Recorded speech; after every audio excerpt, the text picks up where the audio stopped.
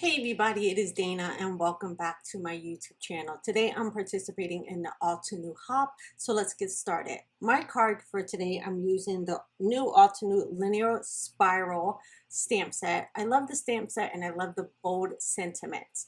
I'm also going to be using the mixed media inks from Altenew in Parisian Blue, Caribbean Sky, and Sapphire.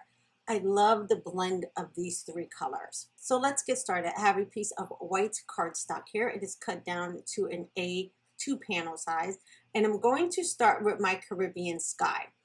I want to make sure that I leave enough room for all three colors, but you can see how juicy this pad is once I start blending this on. You're going to get full coverage with these mixed media inks, and they really go on like butter. So as I bring down this first color, I'm making sure just to bring it down partially, because remember, I have three colors here that I want to add to this panel. So as you can see, I use a lot of ink and I only had to go in one time and I get that great ink coverage. So now I'm going to go ahead and put that color aside. I'm going to skip my Parisian Blue and I'm going to go straight to my Sapphire. Now I'm going to spin my card around and I'm going to go ahead and add in the darkest of the blues. Again, I'm going to use a foam dauber for this one so I can really pick up a lot of this color. And as you can see, I only dabbed into that color once and look how much color I'm getting. So I'm making sure to bring that up just to like a third of the card, because remember there's three colors here. I don't really need to be precise, but I just want to make sure I leave enough color to overlap that middle. So once I get the darker of the blue done, I'm going to make sure to add in that middle color, but blending it so I can get it to blend into my lighter and my darker shade. But first I want to clean off my desktop because I don't want to get any of that darker blue into this Parisian blue. So now it's time to come and fill in the middle. And I really like doing my ink blending this way. So then I know that by the time I get to the bottom of the paper, sometimes you realize, oh my God, I didn't leave enough room for that last color. So by doing the top and doing the bottom and filling in the middle, you kind of have a better chance of getting all of those colors. Now during this blending process, I am just making sure to kind of overlap each color just so I don't have too much of a harsh line. Now I do know I'm going to be covering up a lot of this, so it doesn't necessarily have to be perfect, but I just want to make sure I have a good color blend. So as you can see, I'm going back and forth between my colors just to make sure that I have even distribution of ink. And once I get to the point where I'm really happy, I'm going to go ahead and stop with the color blending. I think this looks absolutely great for what I need the card to look like for today. All right, let's go ahead and move on.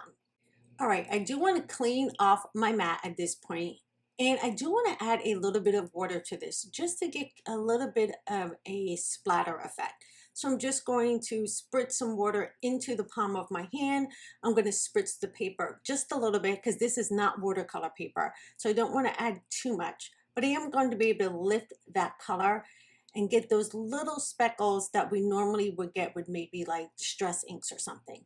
All right, that looks gorgeous, and that's going to be a great backdrop for my lines in the linear spiral stamp set. Now, I do know I want to heat emboss the lines on this paper. So what I need to do is go ahead and grab my anti-static powder, and I'm just going to go ahead and make sure I cover this entire panel, because you remember I did use a good amount of ink, so I just want to make sure that my embossing powder doesn't stick. Now it's time to go ahead and add the beautiful design to this. So I am using a Misty for this, but first I want to go ahead and peel off this large stamp. Now this is a 6x6 size stamp, so I am not going to use all of the design on this because it's larger than my paper, but I just kind of want to see where I want everything to be. Now to keep my paper in place, I am going to grab a sticky mat, and I'll go ahead and line this up pretty much in the middle of that sticky mat. So this way I know I can get a lot more of the design compared to if I stuck it into the bottom left or right hand corner. So now I can go ahead and line up whatever area I want of this large stamp. And I know, one, my paper is not going to move, and I'm going to get the precise area or design I want by sticking the paper right in the middle. So once I have that done, I am now going to do some heat embossing on this. I love heat embossing anytime over areas like this that you've blended, because I just think it makes such a gorgeous card. All right, now I can go ahead and press this stamp in. Now there are a lot of lines on this, so as you can see, I am making sure to press these lines into this paper. And I'm also going to grab a little mouse that I have, and that's going to help me make sure that I get the lines into this paper. I think that's pretty good, and actually you can see that I do have the entire pattern on there, but I know me, just to be sure, I'm going to stamp this one more time. Again, these are really fine lines, but if you have a stamp set that the lines aren't this fine, you don't have to really put this much pressure into it. But once you remove it, remember, you can't go back and put that embossing powder back on. So I'd rather just be safe than sorry and go ahead and just stamp it twice. Now I know I'm going to have the lines because I can see how detailed these lines are, and I can see that I have full coverage. Now I can go ahead and peel that off of that sticky mat. These little sticky mats are perfect. I think I got it off of Amazon. It was a large one. Usually use it for your crickets. I just cut mine down to fit inside my Misty. Now I have some gold embossing powder here, and I'm just going to go ahead and sprinkle that on top. I think the gold looks gorgeous with this blue. So I'm just making sure when I add in the embossing powder, I'm getting good coverage. Because remember, again, if I start to heat set this, I want to make sure I heat set with like one layer, that I don't have to go back and add any more embossing powder to heat this again, if that makes any sense when I say that. Now we can get to the part that I always love, is the heating of this. I'm making sure that my gun is super hot before I bring it to the paper. And I swear there's nothing better than watching embossing powder melt. So as you can see, I go from the front and the back. I've just got accustomed to doing this because it does help the embossing powder to heat up a little bit faster. And it also helps with the bowing of the paper. Sometimes if you just come from over top, your paper can bow a little bit. So I just make sure to heat from the front and the back. And look how gorgeous this gold now looks on that background that we have of the gradiating color. Okay, once this is all done, look how pretty this background is. Those lines across that background of blue is so pretty. Now you can do a masculine card with this. If you wanted to change up the color, make it a little bit softer, you can do some pinks and yellows, and I think that would be gorgeous. But look how pretty that is. Now it's time to kind of step this panel up just a little bit. Now I decided I wanted to trim this down. So I do have my Hero Arts Infinity dies here in rectangle, and I'm just trying to see how much of this panel I actually want to have on my card. So I don't think this one works. I think I want to go down one size, just so I have a nice white border around my card panel. So once I have that in place, I can kind of pick and choose how much of what area I want to die cut. So now, since I know this is the central part that I want, because remember, you can shift these dies anywhere on the card to get the exact location that you want to die cut. Once I have that lined up, I am going to grab a little bit of purple tape and place it down so I can run this through my die cutting machine. All right, now since I have this trimmed down, I did want to add some more gold elements. So I have this die set from Altenew, and it has all of these pretty leaves in here. I'll make sure to link all the products I used below. And I do want to die cut this out of some matte gold paper. I'm just trying to decide which one of these leaves would look perfect on this card. Now, as you can tell, there's quite a few of them, so you can build them up if you want. But I think I decided, once I saw the first one I pulled out, I thought that would fit this nicely. So I think I'm going to go with that one because it's really not going to compete with my lines. It's just going to be a pretty accent. So I went ahead and I trimmed this paper down because I just don't need all of that gold, and I can save that for another project later. So as you can see, I'm lining up as closely as I can to the edge, and I'm using my scissors as well to trim that down. All right, I went ahead and die cut that out, and look how pretty this gold looks on the card. It does not distract from any of the lines, but it just adds a really nice element to this. Now I do want to pop this up. I want to have some depth to it, but instead of using foam tape, because that's going to be so tedious to do, I went ahead and I die cut this out again in some navy cardstock. And the reason I used navy is because I have all those blues on the background of my card. So if any of this peeks out, it's not really going to be a distraction as if I used white. It's going to be more of a blue accent if everything's not lined up correctly. So I am using my Barely Arts glue here because it has a super fine tip, and I'm going to go ahead and stack all of these up.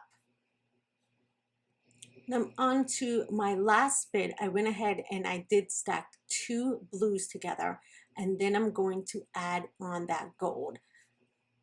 Now, as you can see, these are very thin leaves. So I'm trying to be extra careful to kind of get one part down, and then I can lay down the other bits as well. But as I was seeing a lot of that blue poking out, I thought that was really pretty because it almost looks like a shadow. So I'm so glad I decided to go with the blue and not the white paper, because it is going to make my leaves look like they have a tad bit of depth to them. Now that I have all of that built up, I can go ahead and place my leaf on my card. And can you see that touch of blue just peeking out? I think it really adds a great dimensional item to my card. All right, just want to make sure that I press all of that on there, and look how gorgeous this card is. Now remember, I have some of the pieces going off on the card panel, but that's going to be okay because my card panel is, or this panel actually is cut down smaller than what my card base is going to be. So now it was time to pick out a sentiment. So I really want to keep that blue theme going. So I'm just going to pick a sentiment and stamp this out in some navy cardstock. Now, when I'm doing card making, I really love to make sure that I continuously use the same colors repeatedly in a design, because it really pulls the colors together, or it pulls the color combination together. So I am going to go ahead and heat set this in the same navy that I die cut the leaves from. So I can go ahead and press down my happy birthday, because I'm always in need of happy birthday cards. I don't care how many of them I make. I seem to run through those the quickest. So I'm going to heat emboss this in the same gold that I use for my leaves. Now, once this was heat set, look how gorgeous now this gold embossing powder looks on the navy cardstock. So I'm going to bring in my panel here, and look how gorgeous that looks. But you know what? I don't want to cover up a lot of those leaves. I just don't. And I don't have a die for this. So guess what? We're going to have to fussy cut this one out. So I'm just going to go ahead and grab my scissors, and these are really nice Fisker scissors. They have like a spring action in them, and they make it really super easy to go ahead and fussy cut. So I'm going to fussy cut all around this sentiment because I really don't want a lot of the blue to cover up the leaves. Now, once I have everything trimmed out, look how much better that looks. So I'm not covering up a lot of the design, but I am having a place to put a sentiment. Because sometimes when you're doing these kind of backgrounds, you don't have a place to put a sentiment. And then when you think about putting a sentiment, you don't want to cover up a lot of things. So I just decided to fussy cut out that happy birthday, and then I can press that onto the card. And I'm really not blocking anything. I'm not blocking the leaves. I'm not blocking all those gorgeous gold lines, just a small area of it. And I'm not blocking the blended background. I absolutely love how this card turned out. Now I did decide I did want to add a little bit of the blue, that navy that I've been using. So I do have a card base here, and this is going to be an A2 size card base, which is 4 1/4 by 5 1/2. I'll go ahead and fold that over using my score buddy. And like I said, I decided to have a little bit more of that navy. I think that's going to look nice right behind our card panel. So as you can see, this is going to fill up my white background, and that is perfect because remember, I have no white on this card at all. most of my colors are blue and the gold. So I really don't want to see the peeking out of the white card base. So I'm going to go ahead and line up that blue piece so it fits over the entire card panel, or card base rather. Now, because I'm using a wet medium, I am allowed to slide everything around. But if I have any white peeking at the top, all I do is bring it into my paper trimmer, line up where that blue is, and then I just trim off the white. Now, to make sure you do this correctly, always align everything to the left, the side that folds, and then you'll be able to always trim something else off on the top, bottom, or right hand side. Just a little tip for you. All right, now I'm going to go ahead and place down that beautiful card panel in all that gold. And I am using a little bit of extra glue here just because this paper got a little bit warped from the heat embossing. So I'm just making sure that once I get this lined up on the paper, the glue is actually going to make sure that this panel stays down. Then I can press that down, making sure everything is in place, and look how gorgeous this card is. Now you can see an additional few cards that I made using this release over on my blog. So go ahead and check that out, and I'll leave the link in the description box below. Thank you everybody for hanging out with me today, and I will see you in another video soon. Take care everybody. Bye-bye.